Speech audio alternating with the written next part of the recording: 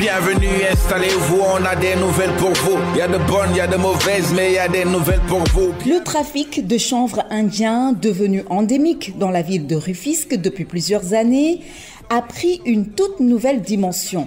Cette drogue parvient à atteindre tous les coins de la ville à cause d'un nouveau moyen de transport, des motocycles, communément appelés moto-Jakarta.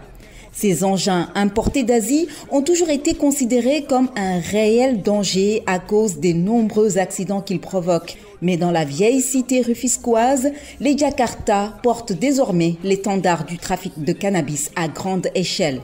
Mais comment en sommes-nous arrivés là? Qu'est-ce qui change dans le trafic de drogue avec ces motos?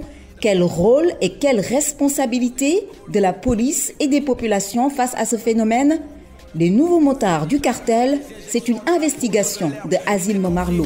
Malgré les efforts des flics, pour mieux réprimer, on a l'impression que le trafic ne fait qu'empirer.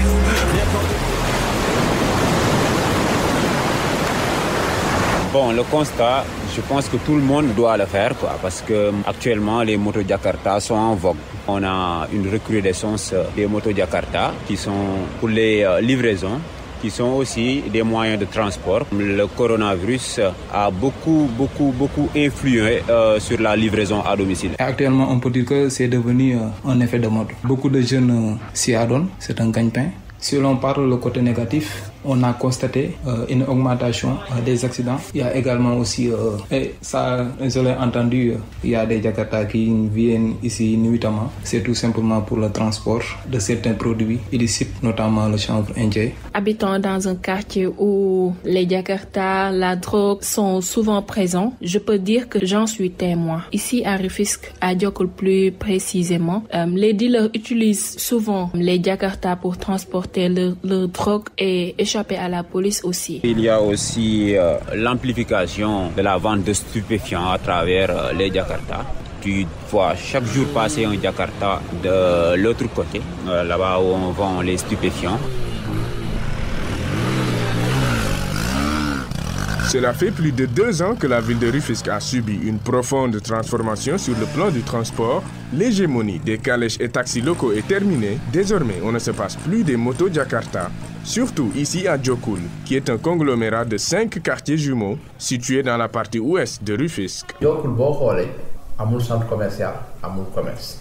C'est un milieu de pêcheurs. Si vous regardez bien, Djokul ne dispose pas de centre commercial ni d'importants commerces. C'est un milieu de pêcheurs, ce n'est plus un secret, les motos Jakarta sont là parce que le chanvre est là. Yamba, c'est Djokul, 90% est Djokul. Je dirais même que Djokul monopolise plus de 90% du trafic de cannabis à Rufisque. Djokul n'est pas une contrée très vaste, mais qui est stratégique puisque la drogue passe par la mer. En fait, Djokul est devenu la plaque tournante du trafic. Une fois que la drogue arrive, les jeunes dealers ont la mission de la propager dans les autres coins de Rufisque et même de Dakar. Les policiers ne peuvent pas les arrêter car ils sont très rapides et peuvent facilement les semer.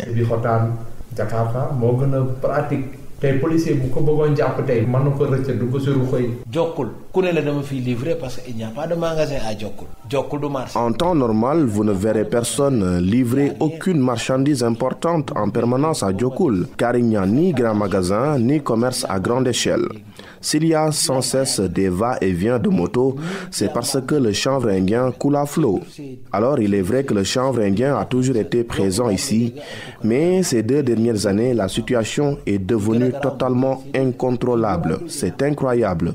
Auparavant, les gens fumaient certes, mais Djokul n'a jamais connu de dealer. Moins de 25 ans. Ñoo nekk kayit yi fii fi mu toll nii. Et pire, ce sont des jeunes d'à peine 25 ans qui sont les caïds. Les Jakarta ont cette capacité de passer inaperçu. On peut y mettre 1 kilo de drogue sans même se faire remarquer.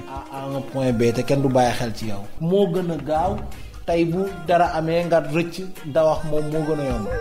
Sama ganja planta, call me the ganja farmer. Pour vérifier ces affirmations, nous avons pris rendez-vous avec un jeune propriétaire de moto Jakarta. Lui-même habitant de Diokoul, son engin lui a permis à plusieurs reprises d'écouler de la drogue.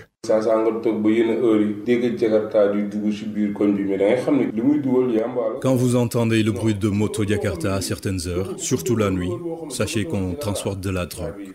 S'il y a autant de chanvres indiens à Diokoul, c'est parce que cela transite facilement par la mer. Et dès que la drogue arrive, chaque dealer envoie sa propre moto pour récupérer sa part. Ensuite, le produit est distillé un peu partout par les motos en petite quantité.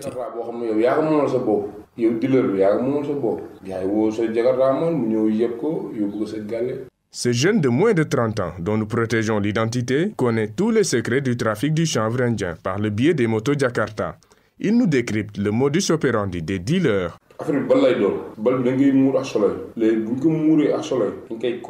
La drogue transportée sur une moto, on l'appelle ballon. C'est parce que le cannabis prend la forme d'un ballon qui est soigneusement recouvert de papier journal. Le tout bien enveloppé avec du rouleau papier. Chaque ballon pèse 1 kg et le kilo peut coûter jusqu'à 80 000. Puisque les Jakarta n'ont pas de malle, le ballon peut être posé entre les jambes du conducteur ou mis dans un sac discret. L'essentiel est qu'il soit bien dissimulé. Mais il faut s'assurer de ne pas passer par la route nationale ou les routes principales, au risque de se faire repérer par les flics.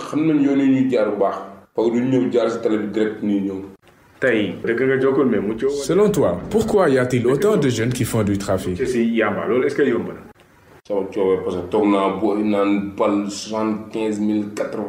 Je vous donne mon exemple. J'ai fait du trafic malgré moi car mes copains parlaient toujours des prix exorbitants des ballons. 75 voire 80 000 francs. Et quand je me suis rendu compte que mes copains n'ont rien de plus que moi, ni audace ni force, j'ai fini par sauter dans le train.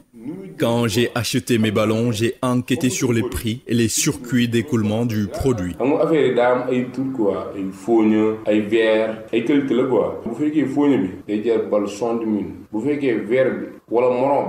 On m'a expliqué que le prix du ballon varie de 60 à 80 000 en fonction du type de chanvre que l'on a. J'ai donc pu vendre tous les ballons que j'avais. J'en avais 8 au total et je les ai vendus à 75 000 francs chacun. Avec cet argent, j'ai reconstruit ma chambre et acheté des moutons que j'élève chez moi. Mais par la suite, j'ai fait une pause dans le trafic car je n'étais pas fier de ce que je faisais.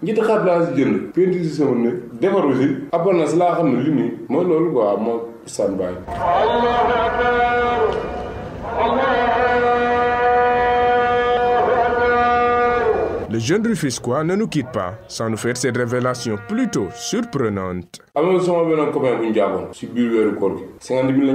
de mes amis avait été arrêté durant le mois de Ramadan alors qu'il avait par devers lui 3 cornets de chanvre. Quand un policier lui a réclamé 50 000 pour le libérer, il n'a pas hésité à donner la somme.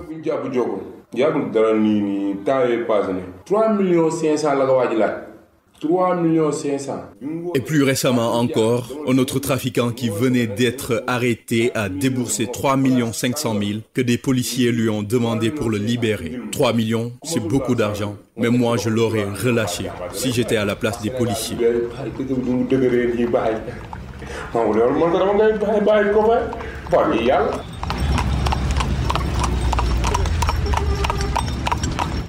Rufisque est une des 4 premières villes du Sénégal. Son caractère traditionnel est visible à travers les calèches locales qui facilitent les pérégrinations dans cette citadelle longée par un interminable canal à ciel ouvert construit par les colons français. Dans ces quartiers, les motos Jakarta ont tellement facilité l'écoulement du cannabis qu'à la longue, même des non-trafiquants louent leurs services de temps en temps. Pour être plus clair, ce ne sont pas des trafiquants, mais dans des moments de nécessité. Ces habitants de Diokoul ne cherchent pas loin, parce que les Jakarta sont là.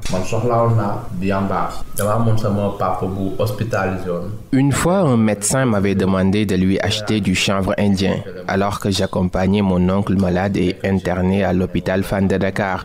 Je ne savais vraiment pas quoi faire car en aucun cas je ne pouvais refuser cela au médecin. Mais le vrai problème que j'avais, c'est que je ne pouvais pas aller chercher le chanvre indien à Rufisque car j'étais seul à veiller sur mon oncle. Alors sans hésiter, j'ai fait appel à une moto-taxi de Rufisque qui n'a même pas fait 1 heure pour me livrer le produit. Et l'avantage avec les Jakarta, c'est qu'ils n'ont pas d'heure fixe de travail. Même à 2h du matin, ils sont opérationnels. Même pas une heure de temps, 40 minutes, 35 minutes. Tu as une heure de minutes. Tu as une Jakarta. Tu as 2h du matin, ou alors une heure. Je ne vais pas vous mentir, je suis fumeur de chanvre indien. Il m'arrivait d'allumer ma moto pour aller acheter du cannabis pour mon usage personnel.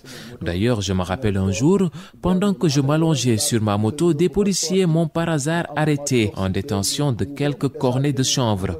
Cela m'avait valu 1 mois de prison.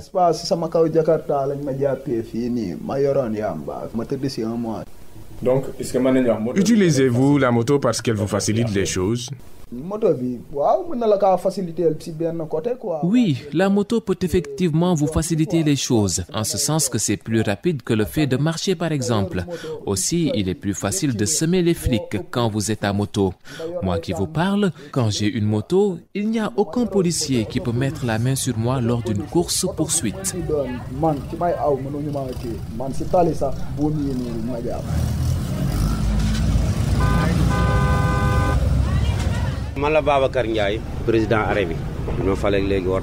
Je suis Babacar Ndiaye, président de l'arrêt pour les Jakarta depuis bientôt 2 ans. Souvent, j'aide les nouveaux propriétaires de Jakarta à trouver un taximan pour gérer la moto.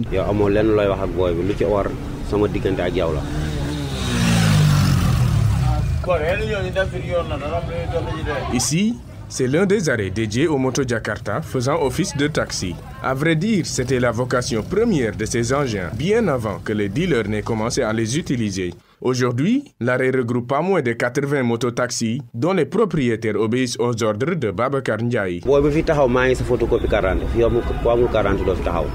J'ai la copie de la pièce d'identité de tous les conducteurs ici et je sais où chacun d'eux habite. Je me rappelle quand je découvrais ce lieu, il n'y avait que très peu de Jakarta à Rufisque. Au fil des années, les gens ont compris que c'était une activité très rentable. Par exemple, si tu achètes une moto à 400 000 francs CFA, et que tu la donnes à un chauffeur qui te verse 3 000 chaque jour, au bout de 2 ou 3 ans, ça fait un énorme bénéfice. Aujourd'hui, même d'anciens chauffeurs de taxi ont vendu leur voiture pour acheter des Jakarta.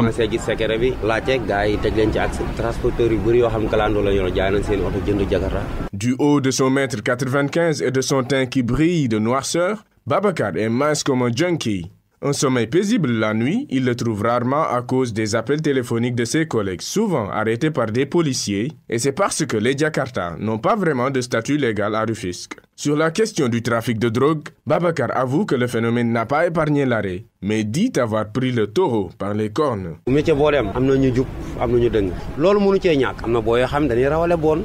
Comme dans tous les métiers, il y a toujours des gens qui gagnent leur vie honnêtement et d'autres non. Malheureusement, certains ont acheté un Jakarta uniquement pour écouler de la drogue, d'autres pour agresser. C'est d'ailleurs la raison pour laquelle je suis une fois allé voir le commissaire de Rufisque qui m'a conseillé d'avoir les papiers d'identification de tous les conducteurs ainsi que leur adresse.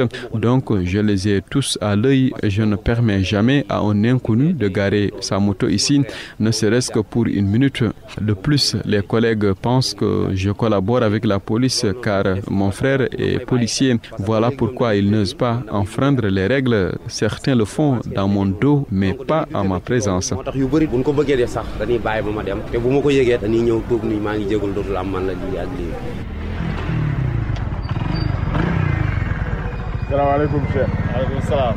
Cheikh est membre de l'arrêt et conducteur de mototaxi.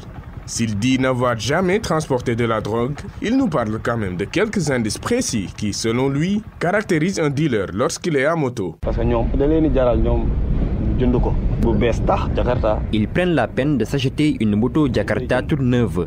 Et si tu les vois, rien ne laisse croire que ces gens transportent de la drogue. En général, ils sont plus clean, plus propres et plus corrects que nous, les chauffeurs de moto-taxi. Toutefois, ils peuvent des fois se transformer en conducteurs de moto-taxi si un client les sollicite en cours de route. Mais leurs motos ne sont pas des taxis.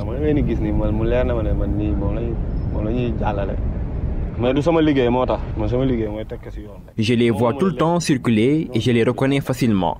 Mais moi, je ne leur prête pas attention. car ce qu'ils font ne m'intéresse pas. Moi, je suis conducteur de taxi et tout ce que j'ai aujourd'hui, je le dois à mon Jakarta. Je gagne très bien ma vie et je prends soin de ma mère grâce à cette moto. On parle de cannabis, on parle de sativa. Donc si t'en fumes, sache qu'on va t'arrêter pour ça. Malgré ses vertus médicales, elle reste illégale. Les populations de Rufisque avouent leur impuissance face à ce fléau que rien ne semble pouvoir arrêter. Et selon les Rufisquois, là où le bas blesse, c'est que les dealers sont des intouchables aidés par des policiers. Le problème est qu'un dealer écroué le matin sera libéré le soir. On croise toujours dans le quartier des gens qui ont été arrêtés sous nos yeux il y a seulement quelques heures. Qu'est-ce qui se cache derrière? Il y a beaucoup de questions à se poser. Il n'y a même pas 2 semaines, un dealer a été arrêté et la nouvelle a fait le tour de la ville. Mais le même jour, paradoxalement, il a été relâché. D'après ce que les gens disent, plus de 2 millions pour nous libérer. Policiers, parce qu'on l'a attrapé avec une énorme quantité de chanvre. D'après les rumeurs, les policiers lui auraient demandé plus de 2 millions de francs. De nos jours, les gens dans tous les quartiers savent très bien qui sont les trafiquants. Ils ne se cachent plus car ils ne craignent pas la prison.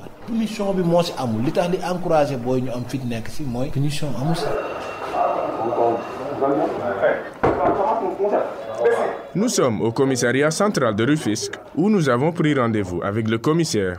Bonjour commissaire. Bonjour. Ça va? Ça va, merci. Oui, au niveau de la mosquée, il y a quelqu'un qui a été poignardé là-bas. Organisez un transport là-bas et faites-vous aider par les corbeaux. Urgence extrême signalée.